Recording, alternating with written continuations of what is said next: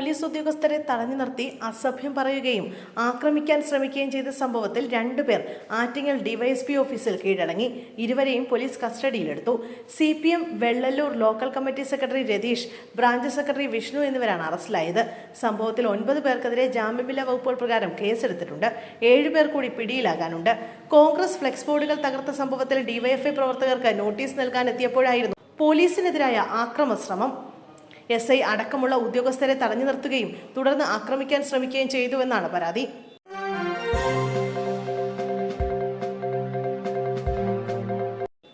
നവജാത ശിശുവിന്റെ മരണത്തിൽ കളമശ്ശേരി കിൻഡർ ആശുപത്രിക്കെതിരെ ആരോപണവുമായി കുടുംബം. ചളിക്കവട്ടം സ്വദേശികളായ റൊമാരിയോ, അലീന ദമ്പതികളാണ് ആശുപത്രിക്കെതിരെ ആരോപണവുമായി രംഗത്തെത്തിയത്. തങ്ങളുടെ കുഞ്ഞ് മരിക്കാൻ കാരണം ആശുപത്രിയുടെ അനാസ്ഥയാണെന്നാണ് ദമ്പതികളുടെ ആരോപണം. കുഞ്ഞ് ഗർഭപാത്രത്തിൽ വെച്ച് തന്നെ കുഞ്ഞിന്റെ വിസർജ്യം വിഴുങ്ങി ഗുരുതരാവസ്ഥയിലാണെന്നും എന്നാൽ സിസേറിയൻ നടത്താതെ പ്രസവത്തിനായി കാത്തുനിന്നെന്നുമാണ് ദമ്പതികൾ ആരോപിക്കുന്നത്. ഇത് കുഞ്ഞിന് ശ്വാസകോശ സംബന്ധമായ പ്രശ്നങ്ങൾ ഉണ്ടാക്കിയെന്നും മരണത്തിന് കാരണമായെന്നുമാണ് കുടുംബം പറയുന്നത്.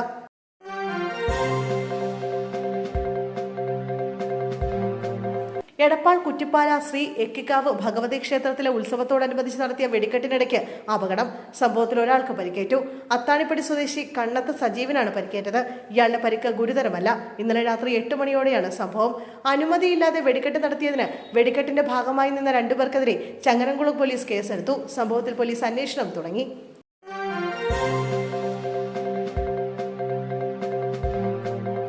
വെള്ളനാട് പഞ്ചായത്ത് പ്രസിഡന്റ് വെള്ളനാട് ശശി മുള്ളൻപന്നിയെ ഇരുമ്പ് ദണ്ട് കൊണ്ട് അടിച്ചു കൊന്നു.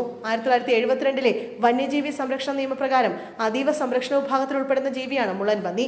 ഈ കുറ്റത്തിന് 7 വർഷം വരെ തടവും 25,000 രൂപയിൽ കുറയാത്ത പിഴയും ശിക്ഷ ലഭിക്കാം. വെള്ളനാട് പഞ്ചായത്തിലെ ഒരു വീട്ടിലാണ് മുള്ളൻപന്നി കയറിയത്. തുടർന്ന് വീട്ടുകാരും പരിസരവാസികളും വനംവകുപ്പിനെ വിവരമറിയിച്ചു. എന്നാൽ ഇതേസമയം പ്രദേശത്തെത്തിയ വെള്ളനാട് ശശി വനംവകുപ്പിനെ വെല്ലുവിളിച്ച് മുള്ളൻപന്നിയെ ഇരുമ്പ് ദണ്ട് കൊണ്ട് അടിച്ച് കൊല്ലുകയായിരുന്നുവെന്നാണ് വിവരം. സംഭവത്തിന്റെ ദൃശ്യങ്ങളും പുറത്തു വന്നു.